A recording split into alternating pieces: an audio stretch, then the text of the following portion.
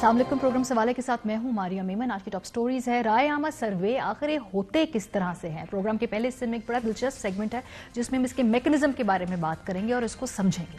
इसके बाद हम गुफ्तगू करेंगे कोविड की 5वीं लहर की, इसमें एहतियात लाजमी है। NCOC की जो नई डायरेक्टिव्स आई उनकी रोशनी में हम असद उमर साहब से बात करेंगे और जो कोविड फंड के हवाले से बेज़ाब्तियों के इल्ज़ामात ऑपोजिशन लगा रही है उसके जवाब भी उनसे लेंगे। आखिर में हम बात करेंगे लाहौर धमाके की, जहां पर लूट मार करते रहे शहरी। हमारे इज्तिमाई कॉन्शियसनेस की एक बहुत बड़ी मिसाल है।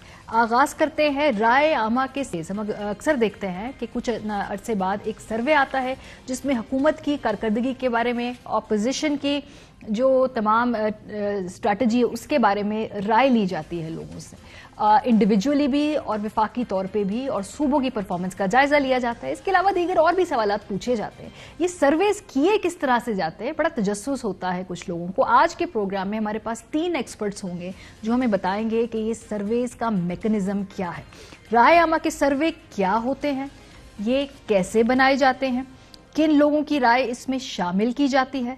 इस हवाले से हम 3 अहम इदारों के सरबराहान से जानेंगे। वो कौन होंगे?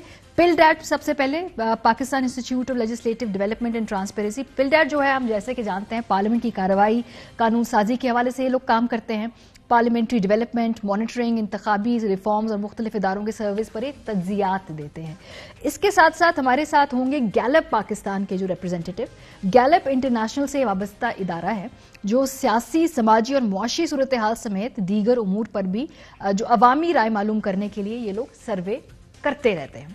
गैलप ने ICMA के लिए मईशत पर महंगाई के असरात का एक सर्वे किया है, उनका जो लेटेस्ट सर्वे है, जिसमें 67% लोग इस राय से मुत्तफिक नजर आते हैं कि आलमी सतह पर महंगाई पाकिस्तान में महंगाई की वजह बनी है।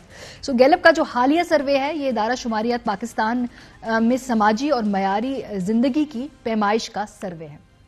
एक और सर्वे है आईपोर का, ये भी रीसेंट है, institute for public opinion research. आईपोर के हालिया सर्वे के मुताबिक सूबों में तरक्याती कामों की कारकर्दगी के हवाले से कुछ सवालात पूछे गए थे और बड़े इंटरेस्टिंग रिजल्ट्स आए हैं।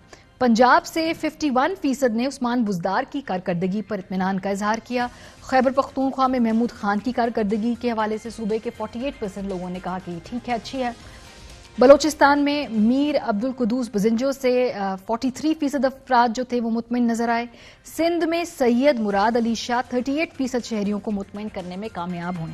ये तो उन्होंने सूबों के हिसाब से उनकी परफॉर्मेंस का जायजा लिया था। इसके अलावा और बहुत सारे सवाल थे, लेकिन ज्यादा प्रोमिनेंट यही कुछ सवाल हुए। एक और सवाल जो बहुत प्रोमिनेंट था वो ये था कि जी वक्त से पहले इंतखाबात की सूरत में जो 29% लोग हैं वो समझते हैं कि मुस्लिम लीग नून को वोट देंगे। वो 28% ने तहरीक इंसाफ के हक में जवाब दिया था और 15% ने पीपल्स पार्टी को वोट देने का इरादा जाहिर किया था।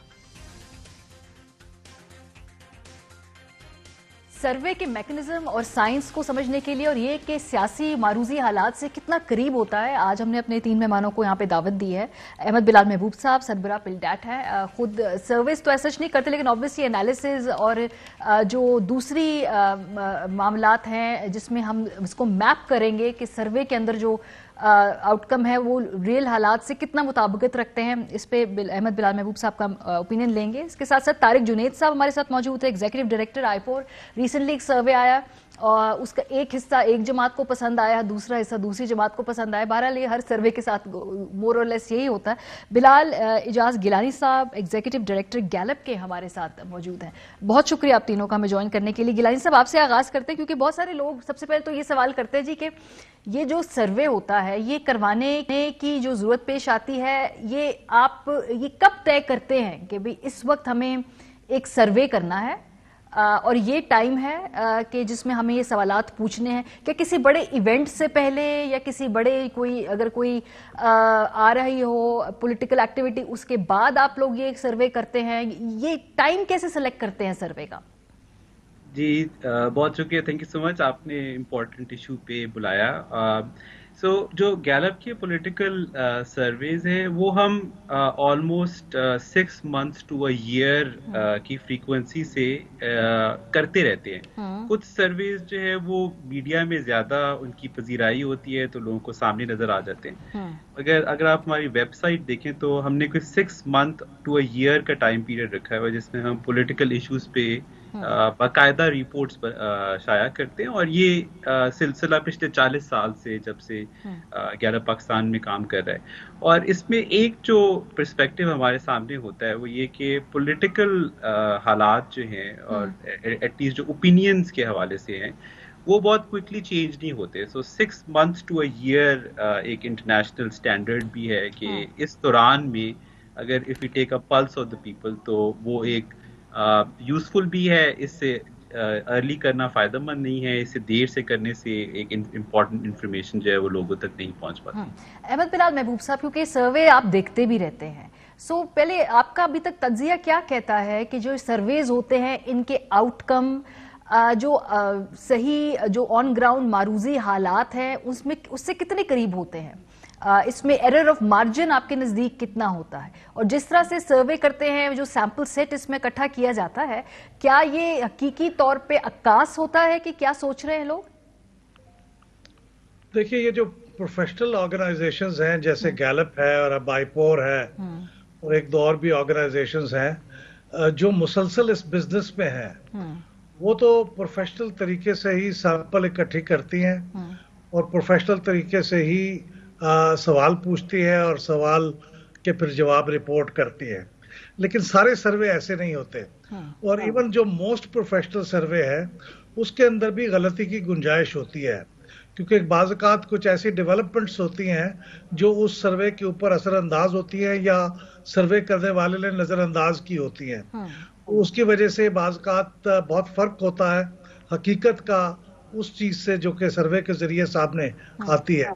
لیکن یہ دنیا بھر میں ہوتا ہے، یہ پاکستان سے مخصوص نہیں ہے. لیکن اس کے باوجود، ان تمام لمیٹیشنز کے باوجود، سرویز پاکستان کے کانٹیکسٹ میں اور ان جنرل بھی بہت اہم ترین معلومات ہمیں دیتے ہیں، جس کے بارے میں ہمیں ادروائز پتہ ہی نہ چلتا کہ یہ کیا لوگ سوچ رہے ہیں اور کن لائنز پہ سوچ رہے ہیں. اور بار بار اب پاکستان کے الیکشنز کے بعد تو یہ ثابت ہوا ہے میجورٹی آف سرویز حقیقت کو ڈپکٹ کر رہے ہوتے ہیں، وہ اس کے کافی قریب ہوتے ہیں. خاص طور پہ حال ہی میں ہونے والے جو الیکشنز کے سروے ہیں ان سے تو یہ معلوم ہوا ہے کہ واقعی وہ بہت سائنس ہمارے یہاں کافی ڈیولپ ہو گئی ہے اور پریڈکٹ کر لیتے ہیں وہ الیکشن ریزلٹ کو. اچھا، اب یہ میں آپ سے پوچھوں گی طارق جنید صاحب، کیونکہ ابھی ریسنٹلی آپ کا ایک سروے آیا، اس کا ایک حصہ اس کو پی ایم ایل این کو کافی پسند آیا، جس میں یہ تھا کہ جی ان کی حکومت کی کارکردگی سے کتنے لوگ مطمئن ہیں نہیں ہیں. جو دوسرا حصہ تھا اس میں کافی بحث ہوئی، جس میں وزراء اعلیٰ کے تقابلی جائزہ لیا گیا، اور اس کا پارٹ پی ٹی آئی کو بہت زیادہ پسند آیا. اچھا، اب ایشو یہ ہے کہ سوال یہ ابھرتا ہے کہ کیا جس طرح سے سوال پوچھا جا رہا ہے اس کا وہ جواب آئے گا، تو اس کے بیسس پہ یہ سروے ہوگا؟ کبھی سوال چینج کر دیں گے تو پھر سروے کے ریزلٹ کیا ڈیفرنٹ آ جائیں گے؟ فار ایگزامپل ضیاء الحق نے کہا کہ اگر آپ چاہتے ہیں کہ بھی اسلام کی پالیسیوں کا تسلسل رہے تو پھر آپ اس میں ہاں پہ لگائیے مہر، تو وہ الیکٹ ہو گئے. تو سوال کتنا امپورٹنٹ ہوتا ہے اس کے اندر؟ جی شکریہ، بہت بہت شکریہ آپ کو مجھے پروگرام پہ لینے کا. اور میں آپ کو صحیح بات بتاؤں، آپ نے بڑے صحیح ٹائم پر یہ پروگرام کیا ہے، کیونکہ لوگ عموماً ریزلٹس کو دیکھتے ہیں اور سروے کے پروسیس کو نظر انداز کر دیتے ہیں. اور جیسا کہ بلال گیلانی صاحب نے بھی یہ فرمایا کہ ہم لوگ ٹائم ٹو ٹائم سروے کرتے ہیں اور معروضی حالات کو دیکھ کے کرتے ہیں. تو ہم نے جب یہ سروے کیا تو اس وقت ہم نے یہ سوچا کہ اس وقت ملک میں جو ہے نظر آ رہا ہے کہ ایک پولیٹیکل سی تھوڑی سی کیوس سا ہے. تو دیکھا جائے کہ پولیٹیکل پارٹیز کہاں کھڑی ہیں، یا گورنرز کی کیا سٹیجز ہیں، یا گورنرز کے لیول پر جو ہے چاروں صوبائی حکومتیں کیا کھڑی ہیں. تو ڈیفینیٹلی آپ کا سوال بالکل بجا ہے کہ اگر سوال کو اس طرح کیا جائے تو ہم اس میں جو ہے وہ اس کا ایفیکٹس جو ہیں وہ جواب پہ اثر انداز ہوتا ہے. لیکن جیسا بلال صاحب نے کہا، ہم ساری پروفیشنل آرگنائزیشنز ہیں، ہم لوگوں کی کوئی پولیٹیکل افیلیشن نہیں ہے. اسی لیے آپ کہہ رہی ہیں سروے سے دونوں پارٹیز خوش نظر آتی ہیں. ہم نے جب یہ سوالات کیے تو ہم نے یہ سوچا کہ ہم یہ چیز کو نظر میں رکھیں کہ ایک تو پہلے پولیٹیکل مروزی حالات کیا وہ نظر آ جائیں، صوبوں میں کیا وہ نظر آ جائیں، کس لیڈر کی پاپولیرٹی ہے وہ نظر آ جائے. اور اس کے علاوہ جو پریزنٹ گورننس ہے چاروں صوبوں کی جو پریزنٹ ہے، یعنی ہم پچھلی گورننس کے ساتھ اس کا کمپیریزن نہیں کر رہے، جو پریزنٹ گورننس ہے وہ نظر آ جائے. تو ان ساری چیزوں کو مد نظر رکھتے ہوئے ہم نے سوالنامہ ڈیولپ کیا اور اس کے بعد ہم نے لوگوں سے رائے لی. اچھا، یہ جو سوال نامہ ڈیولپ ہوتا ہے گیلانی صاحب، اس میں اس کے دو ایسپیکٹ ہے. ایک تو یہ کہ اس کے جو الفاظ ہیں یا اس کا جو مفہوم ہے کیا وہ سننے والے کو جس سے سوال پوچھا جا رہا ہے وہ سمجھ میں اس طرح سے آ رہا ہے جیسے آپ سوال پوچھ رہے اے؟ دوسرا، کیا جب آپ سوال ایک رورل پاپولیشن سے جن کے کچھ مختلف حالات ہیں ان سے وہ ڈفرنٹ طریقے سے فریم کر کے پوچھا جاتا ہے ایز کمپیئر ٹو وہ لوگ جو شہروں میں رہتے ہیں، ان کے ڈفرنٹ طریقے کا پرسپیکٹو ہوتا ہے، یا ایک ہی سوال آپ ان سب سے علیحدہ علیحدہ پوچھتے ہیں؟ اس کے پیچھے کیا میکانزم ہوتا ہے؟ جی بالکل ٹھیک.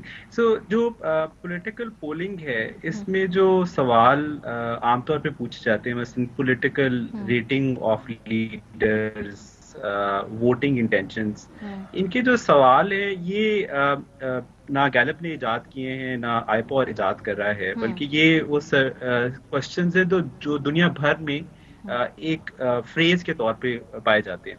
ہم نے اور پولنگ انڈسٹری نے پاکستان میں یہ کیا ہے کہ گاہے بگاہے بار بار ان سوالوں کو بہت ڈیپلی اسٹڈی بھی کرتے ہیں، ٹیسٹ بھی کرتے ہیں اور ساتھ میں ٹرانسلیٹ بھی کرتے ہیں. آپ کا سوال بالکل درست ہے کہ ایک عام پاکستانی جو شہر میں رہتا ہے، گاؤں میں رہتا ہے، اس کو ایک سوال کا مفہوم مختلف سمجھ آ سکتا ہے. اسی لیے زیادہ تر سرویز اور جو گیلپ کے سرویز ہیں ڈیفینیٹلی وہ مختلف ریجنل زبانوں میں پہلے ٹرانسلیٹ ہوتے ہیں. پھر ہمارے ریسرچرز ان علاقوں میں جا کر فوکس گروپس کرتے ہیں جن میں ہم ان سوالوں کو ٹیسٹ کرتے ہیں کہ لوگوں کو کتنا سمجھ آ رہا ہے.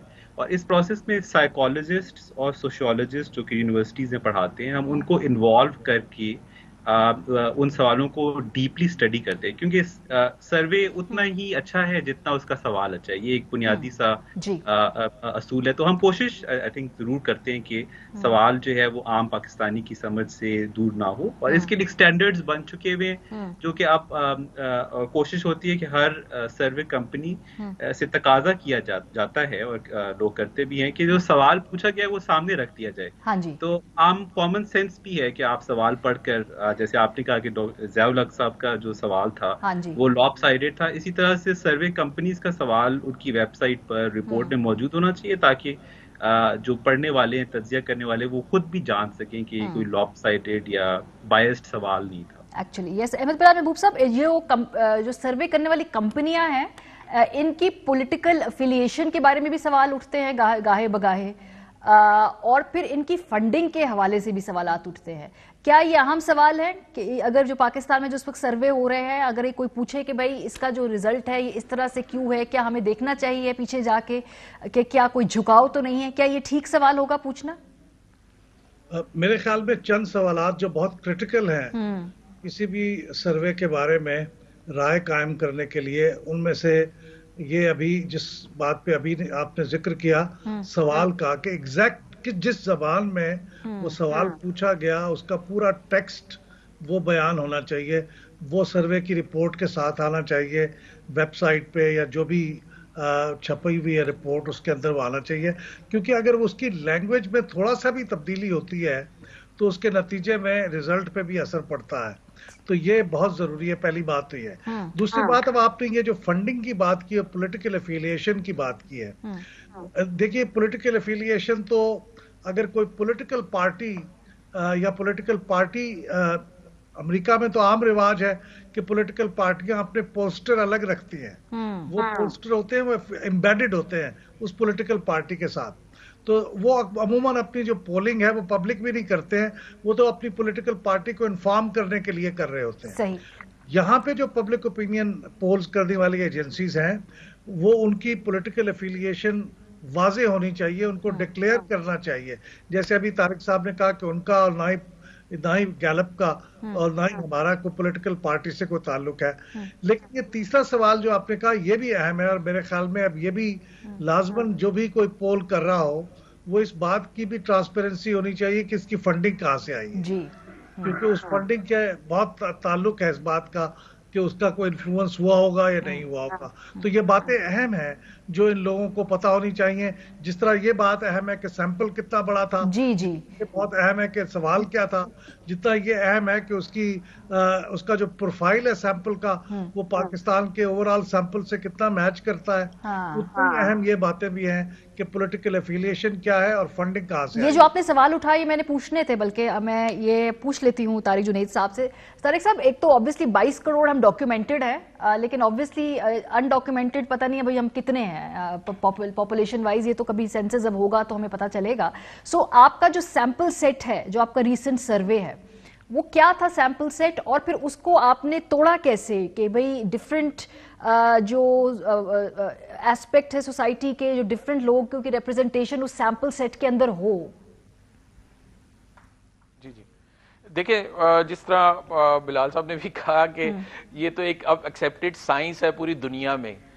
پاکستان میں چونکہ 22 کروڑ لوگ رہتے ہیں تو اور اس میں ڈائیورسٹی بہت زیادہ ہے، تو ہم یہ سمجھتے ہیں کہ سم ویئر بٹوین 2000 سے 4000 کے درمیان اگر سیمپل پورے پاکستان کا اٹھا لیا جائے، اور اگر ہم پاکستان لیول پہ جو ہے ریزلٹس کو دیکھ رہے ہیں تو پھر I think this is a good sample.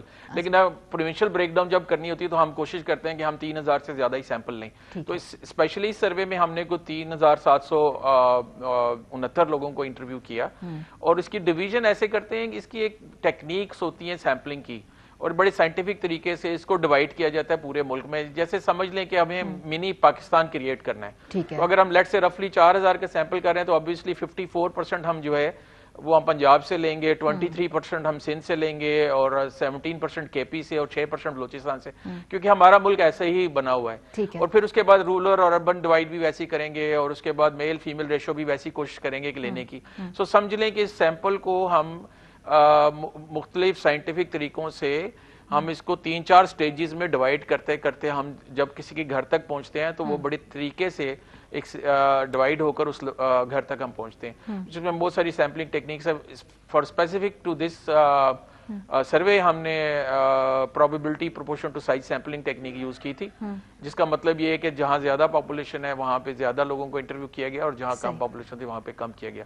For this survey ہم نے تقریباً رفلی 65 ڈسٹرکٹس میں سیمپل کو. فار ایگزامپل میں آپ کا ایک سوال کیونکہ اس کے اوپر کافی بحث بھی ہو رہی تھی، جیسے اس میں وزرائے اعلیٰ کی کارکردگی کے حوالے سے سوال تھا، رائٹ؟ اس میں عثمان بزدار صاحب نمبر 1 پہ تھے، پھر مراد علی شاہ صاحب تھے اپیرنٹلی، اگر correct me if I am wrong, پھر محمود خان صاحب تھے، اور پھر آخر میں بلوچستان کے جو وزیر اعلیٰ وزنجو صاحب اس وقت تھے. سو اگر یہ جواب یہ 4 مختلف آ رہے ہیں تو ذرا اس کو ڈی کنسٹرکٹ کریں کہ اس پہ کیسے آپ سائنٹیفکلی اس نتیجے پہ پہنچے. جی دیکھیں، ہم نے اوور آل پرفارمنس کے اوپر ایک سوال رکھا تھا کہ آپ کیا سمجھتے ہیں کہ آپ کے اپنے وزیر اعلیٰ کی کارکردگی پچھلے 3-3.5 سالوں میں کیسی ہے. اور اس میں جو سیمپل ڈیوائڈ کیا گیا، یعنی پنجاب کے لوگوں نے اپنے وزیر اعلیٰ کو ریٹ کیا، اور سندھ کے لوگوں نے اپنے وزیر اعلیٰ کو ریٹ کیا، اور کے پی کے لوگوں نے اپنے وزیر اعلیٰ کو ریٹ کیا. اسی طرح بلوچستان کے لوگوں نے اپنی ریٹنگ دی ہے. سو بلوچستان تو خیر ایک نئے وزیر اعلیٰ تھے، اس لیے ان کی ابھی کارکردگی اتنا اندازہ نہیں تھا، لیکن پنجاب میں جو لوگوں نے ریٹ کیا اس میں 51% پہ بزدار صاحب کی آئی، اور اس کے بعد دوسرے نمبر پر کے پی کے وزیر اعلیٰ جن کی کوئی 48% کے قریب لوگوں نے پرفارمنس ریٹ کی. اوور آل پرفارمنس کی بات کر رہا ہوں. اوکے جی صحیح، انٹرسٹنگ. گیلانی صاحب، انہوں نے کہا کہ ان کا تقریباً 4000 کا سیمپل سیٹ ہے، 3769 انہوں نے بولا. تو جب گیلپ کرتا ہے، آپ لوگ اپنا سروے کرتے ہیں، آپ کا مور اور لیس سیمپل سیٹ کیا ہوتا ہے، اور اس کا پھر بریک ڈاؤن کیسے ہے، اور اس میں رورل ورسز جو اربن جو آبادی ہے اس کا کیا ڈیوائڈ، کس طرح سے آپ جو ہے اس کو جانچتے ہیں؟ جی بالکل. سو جو سیمپل سلیکٹ کرنے کا جو پروسیجر ہے وہ بھی ایک انٹرنیشنل پروسیجر ہے، جو کہ اسٹیٹسٹکلی ایرر مارجن کو دیکھ کر سلیکٹ کیا جاتا ہے. تو اسینشلی جو پاپولیشن ہے وہ ڈٹرمن نہیں کرتی. مثلاً آپ اگر امریکہ کے پولیٹیکل پولز دیکھیں تو ان میں زیادہ تر پولز جو ہیں وہ 800 to 1000 کے سیمپل سائز کے ہوتے ہیں، حالانکہ امریکہ کی پاپولیشن پاکستان سے تقریباً 1/3 زیادہ ہے. تو جو سیمپل سائز کی جو لاجک ہے وہ یہ ہے کہ ایرر مارجن آپ کو کتنا چاہیے. تو جب ہم پولیٹیکل پولز کرتے ہیں، اور خاص طور پہ جب ووٹنگ انٹینشن کو جانچنے کی کوشش کرتے ہیں، تو ہماری کوشش ہوتی ہے کہ سیمپل جو ہے وہ ایٹ لیسٹ 6,000 to 7,000 لوگوں پہ مبنی ہو. اس کی وجہ یہ ہے کہ ہم چاہتے ہیں کہ ہم الیکشنز کے ریزلٹس کا جو ڈسٹریبیوشن ہے وہ صرف پروونس لیول پہ نہ کریں، کیونکہ الیکشنز جو ہیں وہ پروونشی ڈفرینٹ ہوتے ہیں، اور ساتھ ساتھ ریجنلی بھی بہت ڈفرینٹ ہوتے ہیں. مثلاً کراچی سندھ کی اگر آپ بات کریں تو سندھ میں الیکشنز جو ہیں وہ ان میں ایک طرف تو کراچی اور اربن علاقوں کی سیاست ہے اور وہاں پر الیکشن ہوتے ہیں, اور دوسری طرف انٹیریئر سندھ کی سیاست ہے. تو اگر ہم نے کسی سروے کے تھرو ان سندھ کی پالیٹکس کو جاننا ہو تو ہمیں دونوں علاقوں کے لیے ایک بڑا سیمپل چاہیے. تو اس وجہ سے ہم کچھ 6 سے 7 ہزار اور ہم پھر کوشش کرتے ہیں کہ ہم اپنے میتھڈس کو گاہے بگاہے اس کو ٹیسٹ کرتے رہیں. اور پولیٹیکل پولنگ میں آئی تھنک جو امپورٹنٹ چیز ہے وہ کہ اس کا ایک بڑا آسان سا ٹیسٹ ہے کہ الیکشن سے پہلے ایک پریڈکشن کی جاتی ہے کہ کون سی پارٹی جیتے گی, کون سی پارٹی کتنے % ووٹ لے گی, اور الیکشن یہ ثابت کر دیتا ہے کہ رزلٹ کتنا ایکوریٹ تھا, پریڈکشن کتنی ایکوریٹ تھی. تو ہم ان میتھڈس کو یوز کر کے پچھلے 40 سال میں ہم نے اپنے میتھڈس کو چینج بھی کیا ہے, سیمپل سائز کو بھی چینج کرتے ہیں, اس کی ڈسٹریبیوشن کو بھی چینج کرتے ہیں. احمد بلال صاحب, تو اس میں مینوپولیشن, ڈیٹا فجنگ یا سروے کو اپنے مرضی سے فار ایگزامپل جو ڈھالنے کا مارجن ہوتا ہے وہ ہوتا ہے سر اس طرح کے سرویز کے اندر؟ بیکاز یہ بھی بڑے اعتراض ہوتا ہے نا کہ یہ اس کے حق میں جا رہا ہے سروے, یہ فلانے کے حق میں آ رہا ہے, تو یہ بیچ میں گنجائش ہوتی ہے, یہ مارجن ہوتا ہے یا؟ دیکھیے 2 قسم کی باتیں ہیں جن کے اوپر خاص طور پہ فوکس کرنا چاہیے. ویسے تو کئی طریقے ہو سکتے ہیں, لیکن دیکھیے کوئی پروفیشنل آرگنائزیشن اس کو آؤٹ رائٹلی فجنگ کر کے ریزلٹس کو پیش کرنا افورڈ اس لیے نہیں کر سکتی کہ اگر اسے اس بزنس میں رہنا ہے تو اس کا اس طرح کا جو طرز عمل ہے وہ جلد یا بدیر وہ ڈیٹیکٹ ہو جائے گا. Bad for credibility, bad for credibility. Credibility. لیکن ہوتا یہ ہے کہ وہ پھر اس کا طریقہ سوفسٹیکیٹڈ طریقہ یہی ہو سکتا ہے کہ سوال کچھ ایسے پوچھا جائے کہ جس سے باقی فجنگ کرنے کی ضرورت نہ پیش آئے اور سوال ہی سے جو جواب ہے وہ ڈٹرمن ہو جائے. زیادہ سے زیادہ یہ طریقہ ہے کسی چیز کو انفلوئنس کرنے کا, کوئی کر سکتا ہے اگر کوئی کرنا چاہے. لیکن اس سے بھی زیادہ اہم بات جو ہے جو مجھے نہیں پتا کیونکہ میں ابھی فیلڈ میں تو ریسنٹلی نہیں گیا, لیکن جب ہم فیلڈ میں تھے تو ہمیں یہ معلوم تھا کہ فیلڈ کے اندر اب بہت سے پریشرز جو ہمارے انیومریٹرز ہوتے ہیں ان کے اوپر ڈالے جاتے ہیں.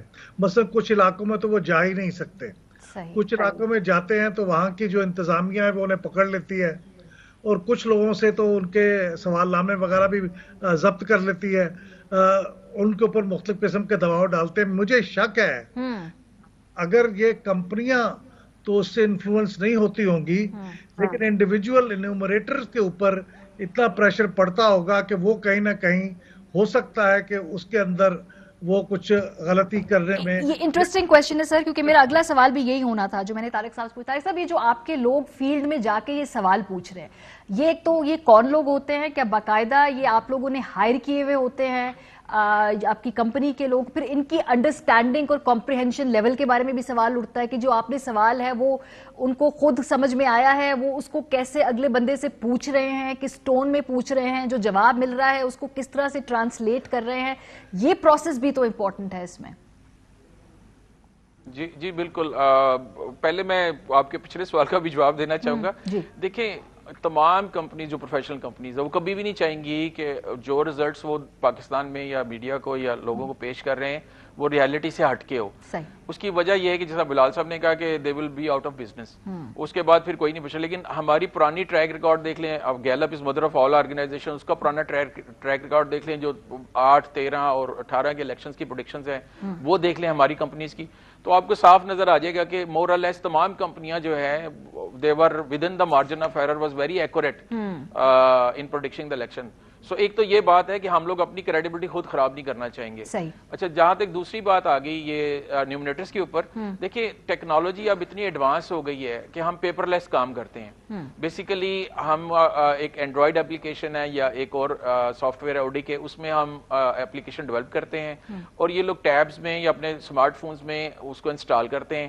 اس کے بعد جو ایریاز سلیکٹ ہوتے ہیں جب تک یہ ان ایریاز میں جاتے نہیں ہیں وہ اپلیکیشن آن نہیں ہوتی ہے. سو لیٹ سے سندھ کا کوئی گاؤں ہے یا پنجاب کا کوئی دیہات ہے, وہاں پہ سلیکٹ ہو گیا ہے سیمپل کے ذریعے, سو اس سیمپل میں جب تک یہ لوگ پہنچیں گے نہیں اس پرائمری سیمپلنگ یونٹ میں تو وہ ایپلیکیشن, تو ایک تو یہ کوالٹی کا جو میجرمنٹ ہے نا وہ بڑا انکریز کر گیا with the development of the technology, اپنی ٹیکنالوجی.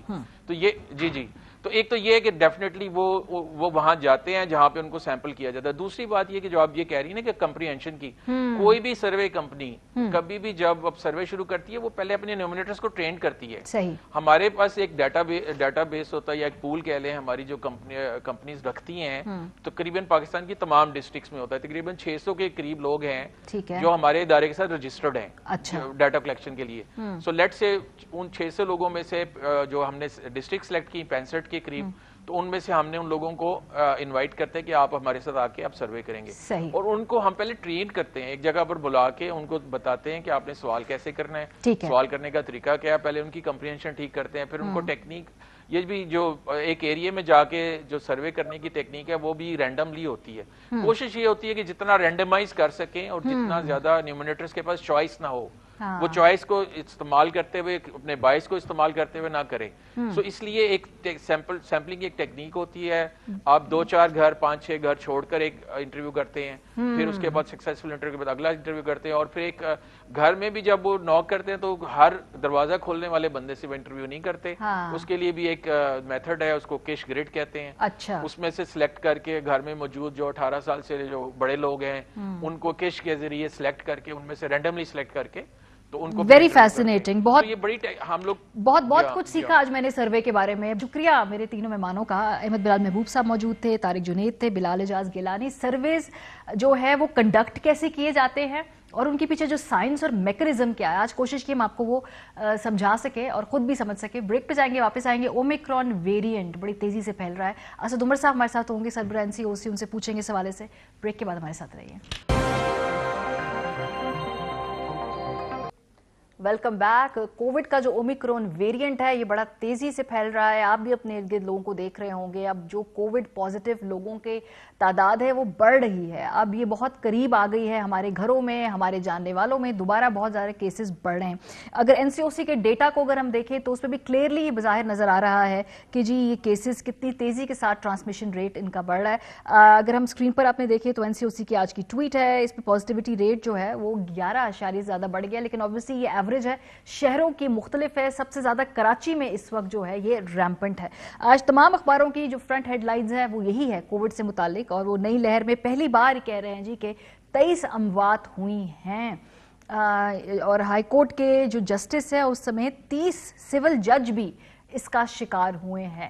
یعنی کہ یہ پبلک سپیس پہ بڑی تیزی سے ٹرانسمٹ ہو رہا ہے. اگر ہم دیکھیں تو کراچی میں 48, لاہور میں جو اس کی شرح ہے وہ 18% ہے, اور جو متاثرہ علاقوں میں جو اسکول ہیں ان کو 1 ہفتے کے لیے بند کیا گیا ہے. اور یہ کہا گیا ہے کہ جن علاقوں کی سرٹن شرح سے زیادہ ٹرانسمیشن ریٹ ہوگی 11% غالباً, تو وہاں پر سمارٹ لاک ڈاؤن بھی لگائے جائیں گے. اور ہر اخبار میں اگر آپ دیکھیں تو اس وقت یہ بڑی بڑی خبروں میں یہ جلی حروف کے ساتھ یہ ہیڈ لائن موجود ہے.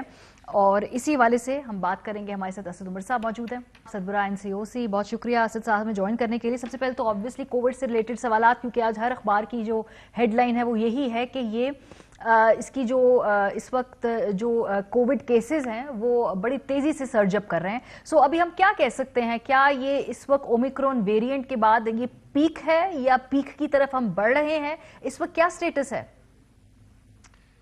جی, جس طریقے سے ہم نے باقی ممالک کے اندر دیکھا کہ یہ جو اومیکرون کا ویریئنٹ ہے یہ دوسرے ویریئنٹس کی نسبت بہت زیادہ تیزی سے پھیلتا ہے, اور یہی ہم پاکستان میں بھی دیکھ رہے ہیں. کراچی میں اس وقت سب سے پہلے آیا تھا, یہاں پہ زیادہ پھیلاؤ پہلے شروع ہوا, اور یہاں پہ تو پیک کے قریب ہے. اب یہ پیک کتنی دیر سسٹین کرتی ہے اس کو دیکھنا ہوگا. لیکن باقی جو پاکستان کے علاقے ہیں, پنجاب کے بڑے شہروں میں بھی کافی حد تک پھیل گیا ہے, لیکن میرے خیال میں ابھی وہاں پہ اور مزید بڑھنے کی امکانات ہیں. KP میں ابھی یہ نسبتاً کم ہے سوائے پشاور کے. تو ابھی اوور آل پاکستان کے اندر آگے زیادہ چانسز یہ ہیں کہ کیسز آپ کو بڑھتے ہوئے نظر آئیں گے. ٹھیک ہے, اور یہ ہم ٹائم لائن کیا دیکھ رہے ہیں, مطلب اگلے 2 ہفتوں میں, یہ 3 ہفتوں کے بعد یہ ویو نیچے آنا شروع ہوگی, ٹرینڈز کیا کہہ رہے ہیں؟ دیکھیں, بیکاز یہ نیا ویریئنٹ ہے اور اس کا جو بیہیویئر ہے یہ پہلے کے ویریئنٹ سے ذرا مختلف ہے, تو اس لیے کوئی حتمی طور پہ کہنا مشکل ہے. ساؤتھ افریقہ کے اندر یہ دیکھا گیا تھا جہاں یہ سب سے پہلے یہ ویریئنٹ آیا کہ بہت تیزی سے اوپر گیا تھا, لیکن وہ نسبتاً جلدی نیچے بھی آنا شروع ہو گیا تھا. اب پاکستان میں جیسے میں نے کہا کہ ہمارے لیے ٹیسٹ کیس جو ہے وہ کراچی ہے, سب سے پہلے یہاں پہ شروع ہوا تھا. کراچی میں اب وہ 45% کی پازیٹیوٹی کے شرح کے اوپر جو ہے وہ کچھ دن سے تقریباً یہاں پر ہے. اب یہاں سے ہمیں تھوڑا سا اندازہ ہوگا کہ وہ کتنی دیر سسٹین کرتا ہے. اس کا ایک تو مثبت شرح جو ہے وہ تو ظاہر ہے امپورٹنٹ ہوتی ہے, لیکن اس سے زیادہ ہمارے لیے جو امپورٹنٹ ہے وہ ہسپتالوں کے اندر جو انفلو ہے, اور ہسپتالوں میں انفلو جو ہے وہ کیونکہ تھوڑا گیپ سے بڑھتا ہے تو وہ اب بڑھنا شروع ہوا ہے. تو وہاں پہ تو ہمیں ڈیفینیٹلی ہم یہ کہہ سکتے ہیں کہ ہمارے ہسپتالوں کے نظام کے اندر ابھی اس میں آگے بہت اضافہ دیکھنے میں آئے گا. اور اسی طریقے سے بدقسمتی سے جو ہمارے کریٹیکل کیئر کے اوپر پیشنٹس ہیں, یعنی جن کو آکسیجن کی ضرورت ہے, ان کی بھی تعداد کے اندر اضافہ ضرور ہمیں نظر آئے گا. اچھا, ابھی تو کیونکہ اگر ہم اس کو تھوڑی کنسٹرکٹ کریں, کون سے ایسے بڑے بڑے ایونٹس ہیں یا کوئی بڑی اس طرح کی اس وقت ایکٹیویٹیز جس سے زیادہ تیزی سے پھیل رہا ہے؟ تو obviously شادیاں ہو رہی ہیں دھڑا دھڑ, اس سے یہ پھیل رہا ہے. کیا اسکولوں سے بھی بہت زیادہ یہ ٹرانسمیشن ہو رہی ہے؟ اور کیا اس کے علاوہ اور کون سے ایونیوز ہیں جہاں سے بڑی تیزی سے یہ پھیل رہا ہے؟ کہ ریسٹورینٹس بھی اس میں شامل ہیں, سنیماز بھی شامل ہیں؟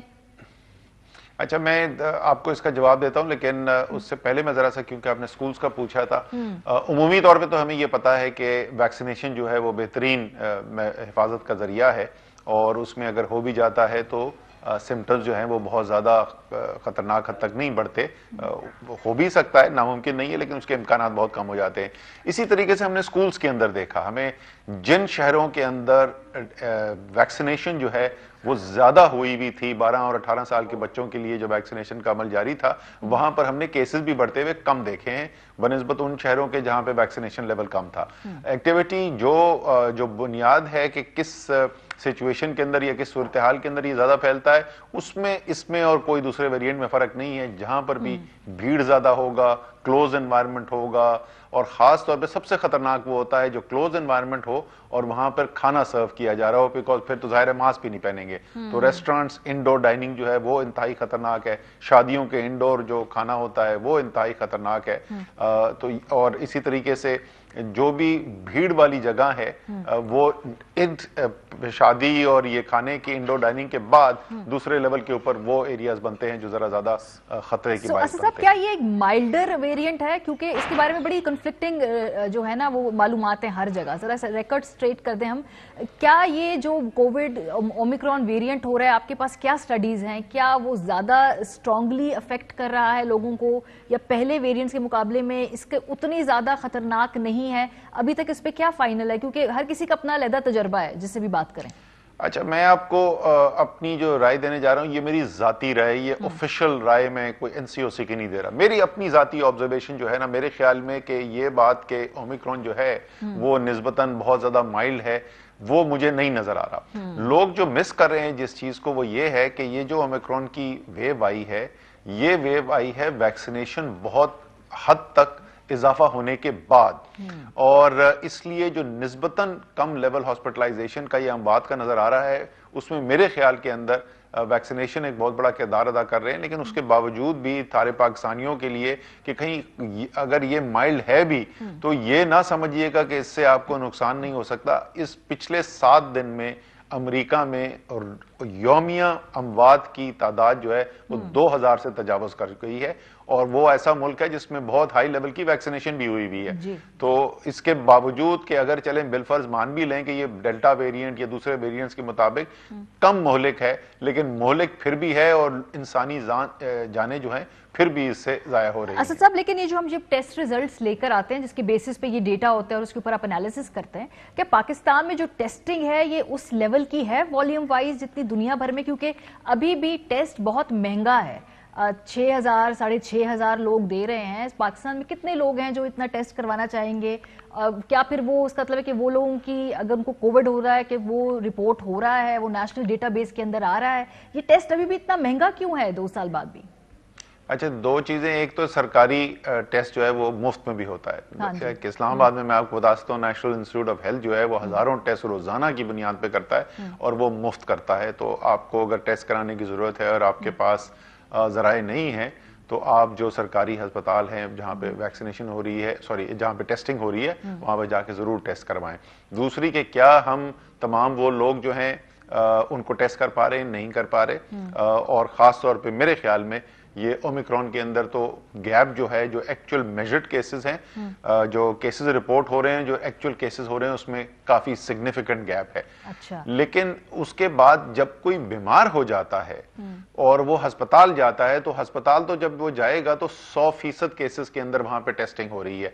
तो ये चांसेस कम है कि कोरोना के मरीज जो अस्पतालों में जा रहे हैं या खुदा न खास्ता जिनकी मौत वाकया हो रही है, वो नंबर बहुत अंडरस्टेटेड है, उसकी चांसेस कम है। लेकिन केसेस में कोई शक नहीं है, ऐसे बेतहाशा इस वक्त केसेस हो रहे होंगे जो रिपोर्ट नहीं हो रहे। 6,000 ये अभी आपका नहीं ख्याल कि अभी भी महंगा है बहुत ज्यादा, खासतौर पे 2 साल के बाद इस टेस्ट की प्राइस को नीचे आना चाहिए ताकि और ज्यादा लोग जो है वो टेस्ट करा सके?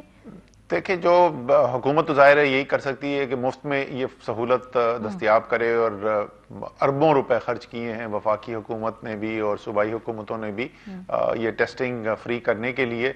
वैक्सीन के लिए तो सिर्फ वफाक ने पैसा खर्च किया। सिर्फ आपके जरिए मैं कौम को बता दूं, 250 अरब रुपया वफाकी हुकूमत ने खर्च किया अपनी जराए से वैक्सीन मुफ्त मुहैया करने के लिए। लेकिन जहां तक जो कमर्शियल ऑपरेट कर रहे हैं, आपके बाहर भी जानने वाले होंगे और आपको वहां से भी इंफॉर्मेशन आती होगी, क्योंकि रिमेंबर कि ये जो टेस्टिंग किट्स बाहर आ रही हैं, ये बाहर से आ रही हैं, पाकिस्तान में तो बन नहीं रही। सही। और वहां पर जो फी है ये इससे कहीं ज्यादा है। पाकिस्तान में तो निस्बतन उससे बहुत ये कम चार्ज कर रहे हैं। तो मेरे ख्याल में, और ये हमने टेस्ट भी करवाया था कि कोई बहुत ज्यादा प्रॉफिटेरिंग तो नहीं हो रही, हेल्थ मिनिस्ट्री वालों ने चेक किया था, तो कमर्शियल जो पॉइंट ऑफ व्यू से चार्ज कर रहे हैं वो इतनी कोई एग्जॉर्बिटेंट चार्जिंग नहीं हो रही। उस टेस्ट की अच्छी खासी कीमत आती है। लेकिन फिर मैं वही दोहराऊंगा कि जो नहीं अफोर्ड कर सकते, सरकारी अस्पताल में जाके जरूर टेस्ट कराएं अगर उनको कोई भी ऐसे अलामात नजर आ रहे हैं। अच्छा, एक और बात, अभी जो कोरोना की सेल्फ टेस्ट किट है, ये जो 700 रुपए की मार्केट में मिल रही थी, तो ये बताइए कि क्या ये रिलायबल है इसका रिजल्ट, और दूसरा ये क्या वो वैसे मिल भी नहीं रही है, क्या ये भी शॉर्ट हो गई है? इससे मुतालिक क्या आपकी? जो रैपिड एंटीजन टेस्टिंग होती है जी, एयरपोर्ट्स वगैरह पे भी जो हम इस्तेमाल कर रहे हैं, वो रीजनेबली रिलायबल है। पीसीआर गोल्ड स्टैंडर्ड है टेस्टिंग का, ये उतनी रिलायबल नहीं है, बट रीजनेबली रिलायबल है। और ये मैं इनकरेज करूंगा जो इसको एक्सेस कर सकता है उसको जरूर करना चाहिए, इसको इस्तेमाल करना चाहिए। अगेन ये कमर्शियली इस वक्त सप्लाई हो रही है, जहां पर ऑफिशियली की जाता है जैसे एयरपोर्ट्स वाला है, तो वहां पर चार्ज नहीं किया जा रहा, वो हुकूमत उसके पैसे दे रही है। अच्छा, इस हफ्ते प्रेस कॉन्फ्रेंस की है पीएमएलएन ने, और जो खास तौर पे उसमें उन्होंने पॉइंट उठाया है वो ये है कि जो कोविड रिलीफ फंड है, इसमें जो करप्शन की रिपोर्ट है वो हुकूमत उसको मंजर आम पर लेके आए। आपने सुनी होगी प्रेस कॉन्फ्रेंस, और उसमें वो कह रहे हैं कि ऑडिटर जनरल ने रिपोर्ट दी थी, 40 अरब रुपए की खुर्द-बुर्द उसमें पाई गई थी, हुकूमत ने रिकॉर्ड उन्हें मुहैया नहीं किया था, और फिर उन्होंने खुद ये रिकॉर्ड फिर मंगवाया क्योंकि आईएमएफ ने उन्हें कहा था। सो तकरीबन 38 करोड़ 80 जो है रुपए की बेजाब्तगियां हैं, 1 अरब 38 करोड़। तो सर, ये रिपोर्ट मंजर आम पे आ जाएगी या आ गई है, या हुकूमत का इसके ऊपर कोई रिस्पॉन्स या रद्द-ए-अमल? अच्छा, ये भी वैसे काफी अचीवमेंट है कि इतने कम अरसे के अंदर इतने सारे झूठ उन लोगों ने एक साथ बोल दिए। पहली बात तो ये एजीपीआर जो है वो हुकूमत का इदारा है, सो ये हुकूमत के जरिए ही रिपोर्ट आई है।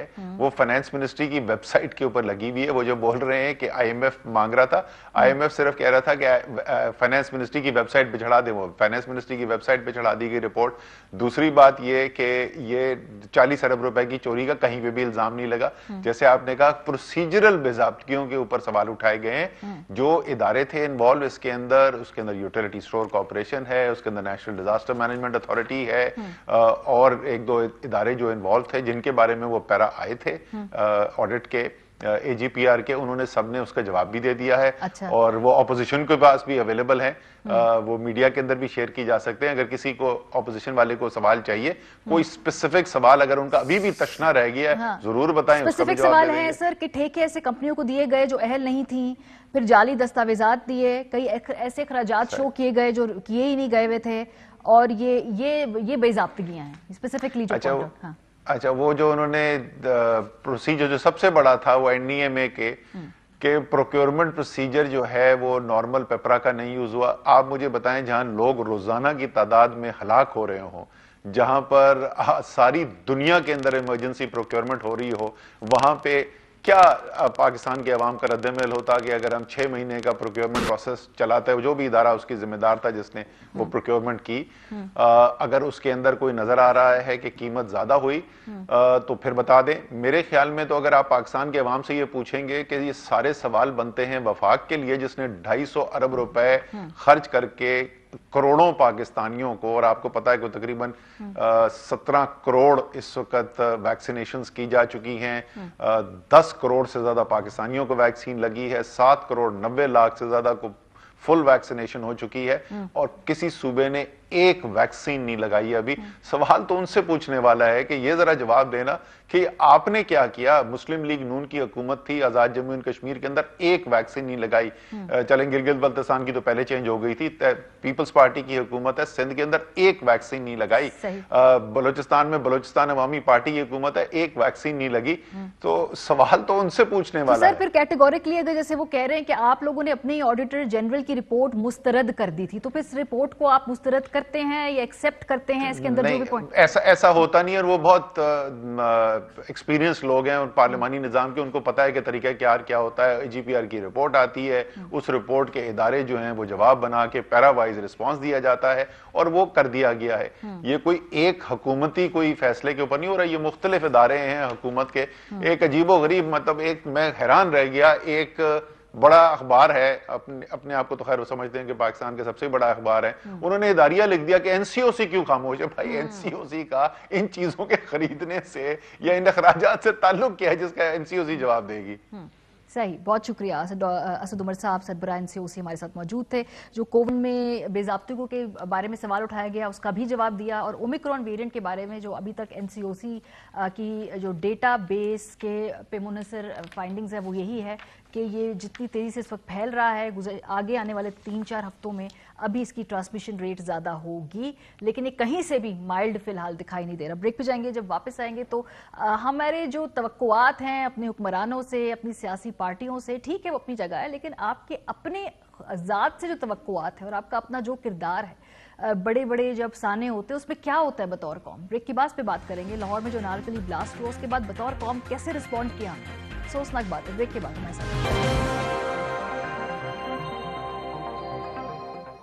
Welcome back. انارکلی بازار میں 2 روز پہلے دہشت گردی کی ایک واقعہ ہوا, اور اس میں جو تحقیقات ہو رہی ہیں وہ تو اپنی جگہ, لیکن یہ ایک ایف آئی آر آج منظر عام پہ آئی ہے, اور یہ ایف آئی آر درج کرائی ہے ایک شخص نے جس کی وہاں پر دکان تھی, اور اس نے کہا ہے کہ جب یہ دھماکہ ہوا اس کے بعد اس کی دکان پہ لوٹ مار شروع کر دی لوگوں نے, اور کسی کے ساتھ واردات کرتے ہوئے یہ افراد نہیں چوکے ہیں.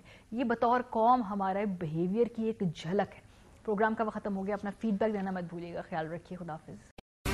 اہم ترین خبریں اب ایک کلک کی دوری پر.